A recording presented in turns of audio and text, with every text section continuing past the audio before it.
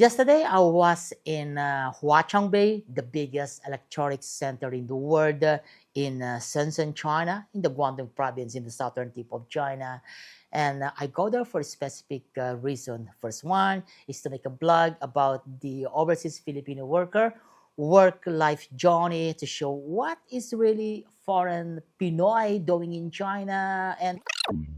And the number two is to buy a specific switch mode power supply, which I'm going to use for testing the TPA3251. I'm specific to the TPA3251 because I need 36 boards or at least 34 boards to 36 board DC with an amperage of about 15 ampere.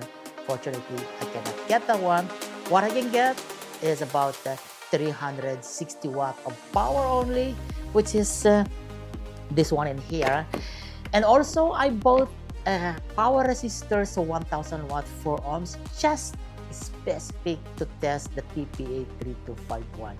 Because you know guys, it seems to me that honestly speaking and personally speaking, it looks like to me that it's hard to sleep thinking about what would be the power if I'm going to maximize the 36 boards at maximum full power at 4 amperes. You know, those kinds of questions for real DIYers. What would be the real power if we have an 8 ohms load?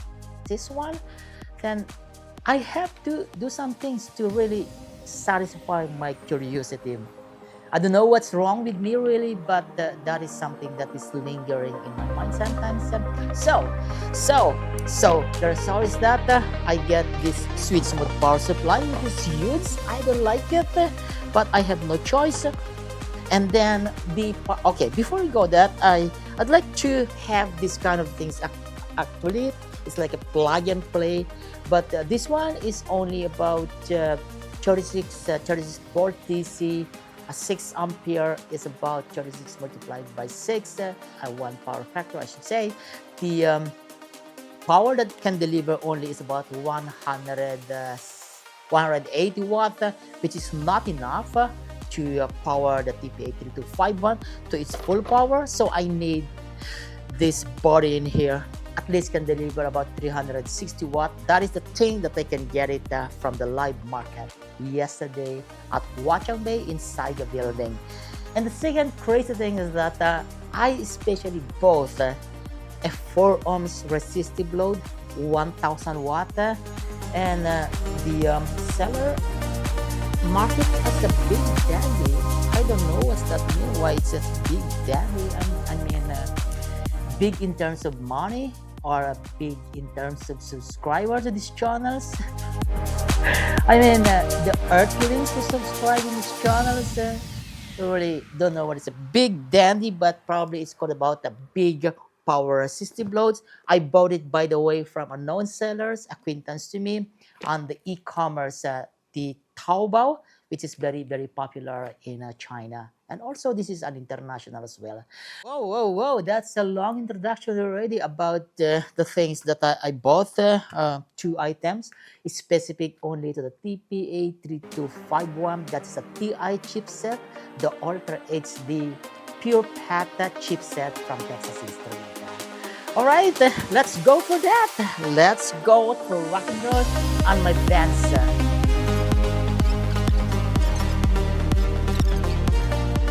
So things are already set up, right connection, right polarity, and offset voltage, 8 ohms load, 36 volt, 360 watt, and this is the PC based oscilloscope.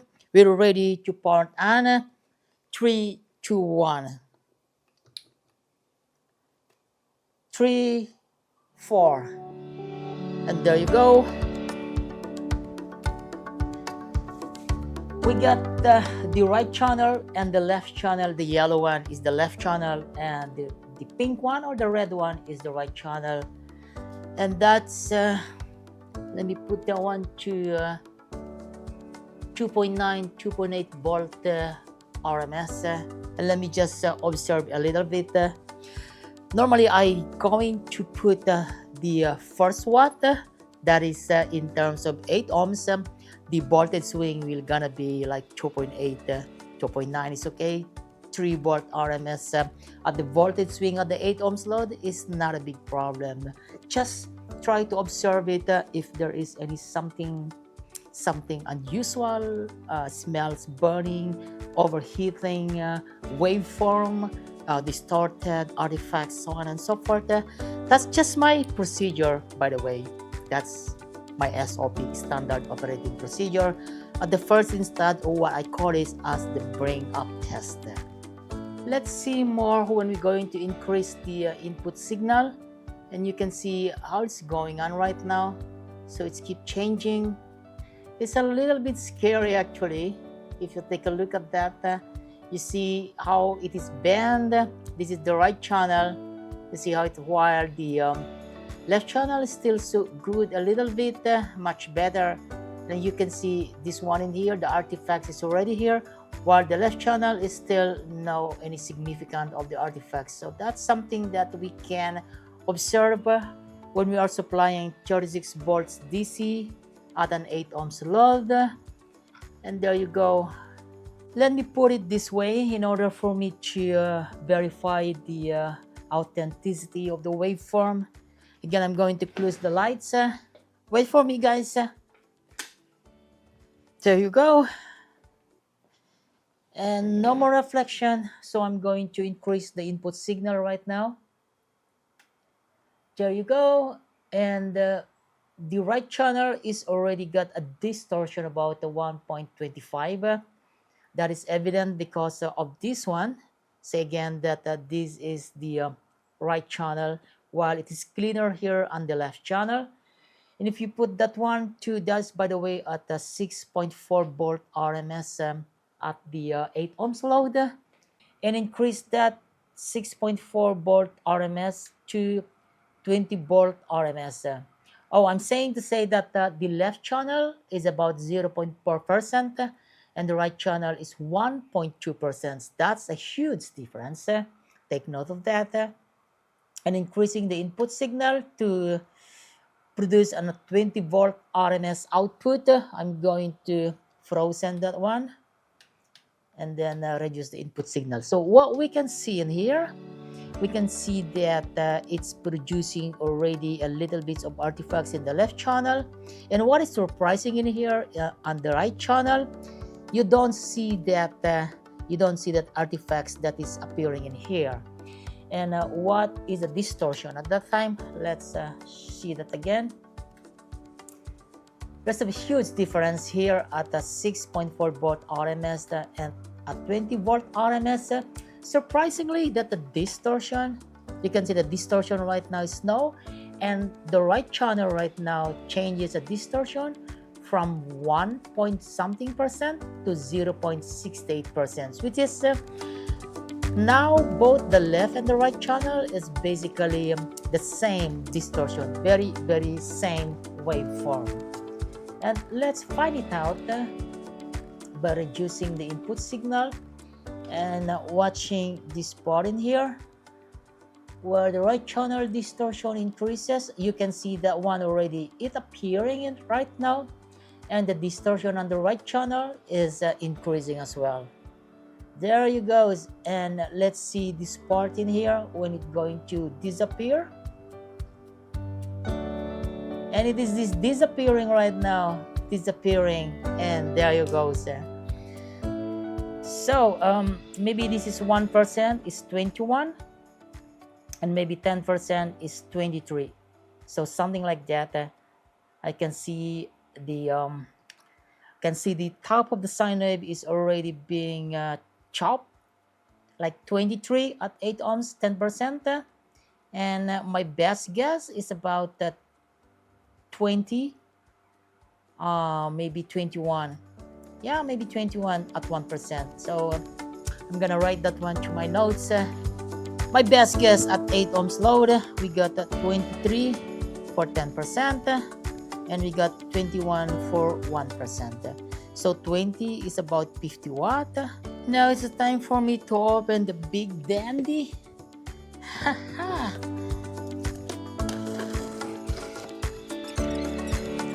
So what I'm going to do is to preliminary measure the resistance at room temperature. So this one is a 4.81, 4.181 I should say. Just put this one as the right channel, is 4.181 ohms.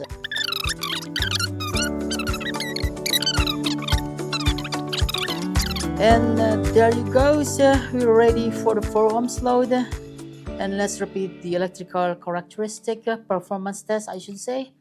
Power it on, in, coming out, and then increasing, artifacts goes off, so the distortion basically is going off.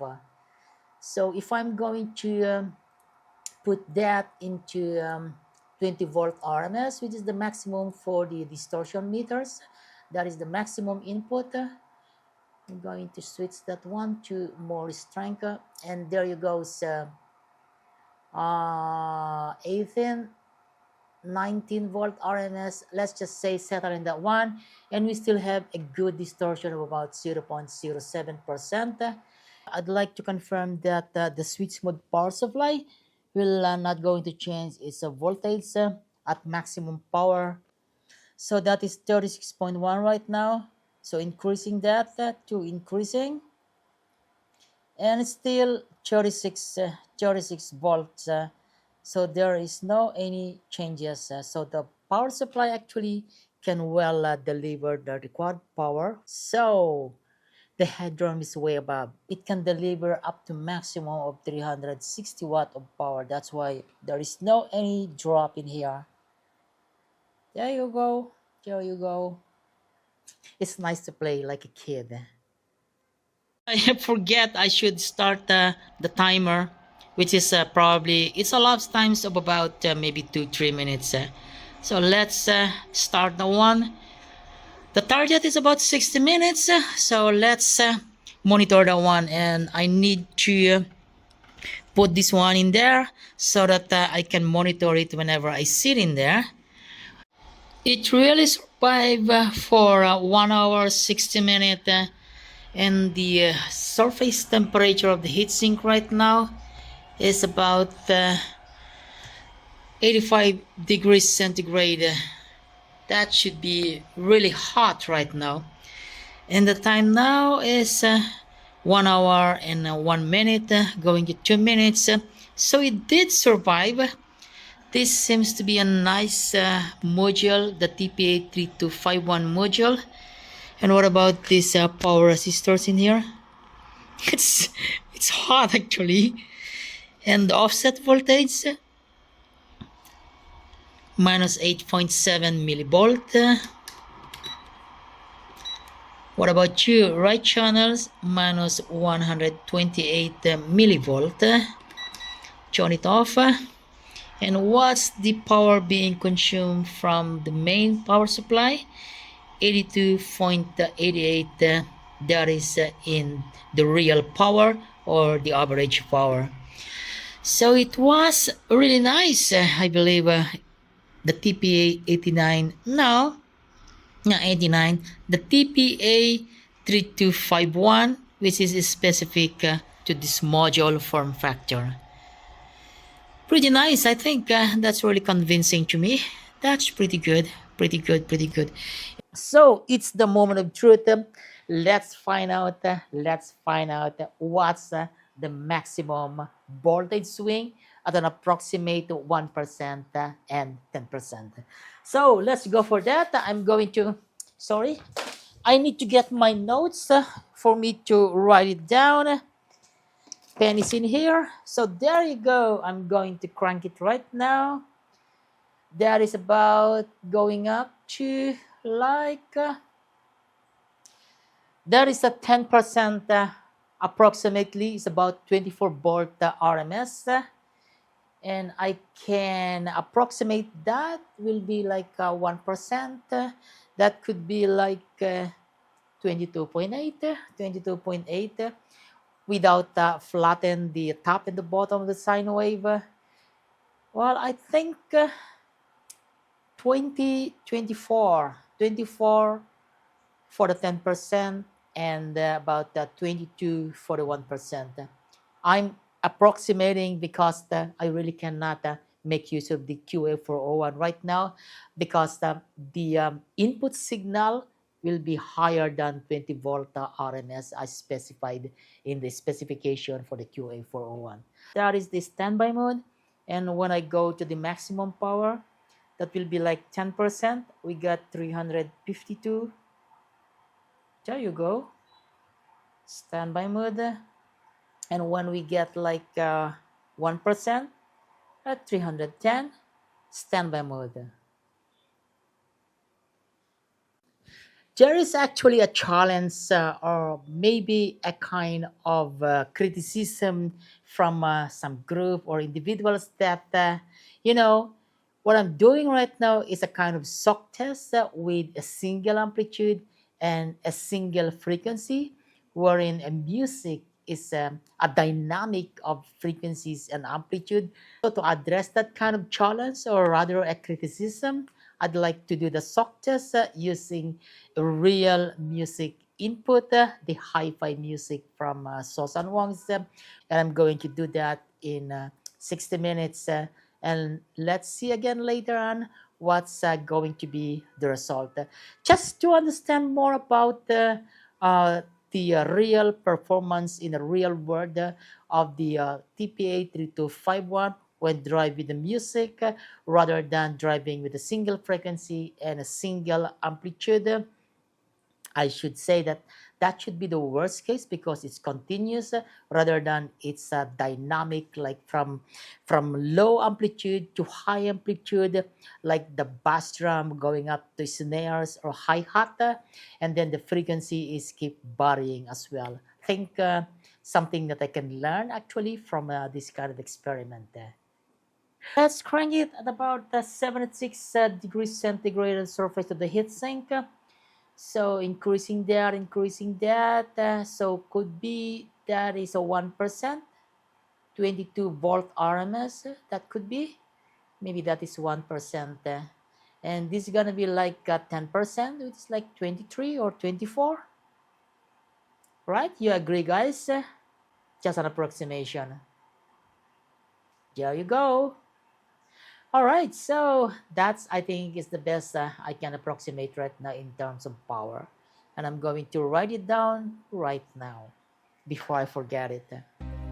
And this is the Chinese way, the real one. I don't even know why they need to rise it up when they're going to pour that into the tea. The tea is really nice. It's really like original one. This is absolutely original from China, and it is as fine as the performance of the TPA3251, which is, I like it so much. You know, the artifacts about the performance and the 8 ohms and 4 ohms. You know, specification did not mention about the 8 ohms, but I did perform that. And let me see my Kudigo. 36 volts, 1 kilohertz test signal, 4 ohms resistive load, approximately 10% distortion. I can get a 24 volts volt swing at the resistive load, which is about 144 watt, the average power.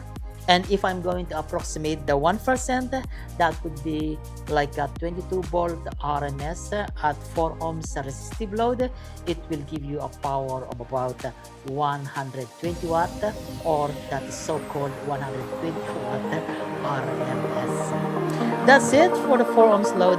Though it did not specify in the datasheet of the TPA3251 the use of 8 ohms load, I still test it with the same condition, 36 volts, 1 kilohertz test signal at 8 ohms load, and the approximate 10% is about 23 volt swing at the 8 ohms resistive load, and it gives you a power of about 66 watt.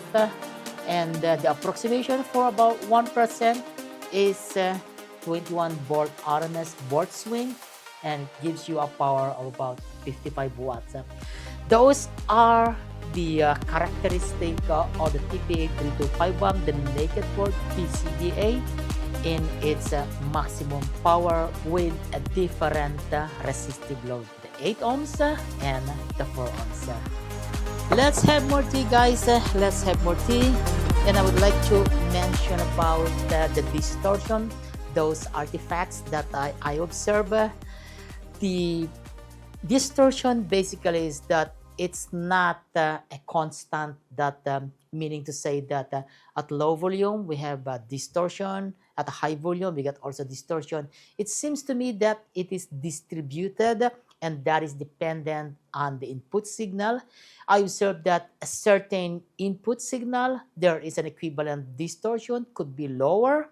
And then for the left and the right, they're not always the same. And then sometimes if you increase the input signal, the distortion fade away. And then you increase again, sometimes it's going to be the distortion increases. So what causes those distortion at the minimum input signal or within the maximum and the minimum? I observed that it is because of the artifacts that the input signal, the output signal, will have some artifacts somewhere along the way, and that is causes the distortion, which is evident only in Class D. I did not see that so much in the Class A or Class AB. That is something that we need to understand about the performance of the Class D. And my other comment in my earlier videos is that definitely this TI chipset, the All 3 HD pure fat, they are better in that kind of artifacts as compared to the NXP solution that I have been using for several years. It's just better, it's not completely eliminated. And that kind of artifacts, once again, will contribute to the distortion. And for those items like signal to noise, stereo separation, and so on and so forth, I'm gonna try to perform those when it's already in its enclosure. That would be the right time for me to measure those parameters. I can also measure at the PCBA level, but that seems to be more like a meaningless because the cabling inside, it's where is the case actually? Let me get the case. Sorry guys, wait for me. The one I'm telling you, there's gonna be a different test measurement when I put the TPA3251 into this enclosure. That would be the high priority, is to understand about the temperature profile. If I'm going to put it inside with a minimum ventilation, it's a little bit hard to DIY, drill this one. I can ask somebody from factory to do it for me, but that's me going to lose the fun of real having a DIY. That's the DIY to do it yourself. So you have to do it yourself because that's the fun, actually, one of the fun. Well, it's personal choice and then personal preference, by the way. So that's gonna be another adventure, and looking forward to have it as soon as possible so that I can share the adventure of the TPA3251, the TPA325X series. Thank you so much for everyone, the Earthlings who subscribe to my channels, and for aliens who would like to subscribe to my channels. that's really a joke, guys. An alien who would like to subscribe to my channels because I'm lacking of subscriber right now. Thank you very much. Maraming salamat po. It's Ferdinand Dandy once again saying bye for now and see you in the next video. We are in the TPA3251 Class D power amplifiers. Don't miss the next video, guys. Don't miss it.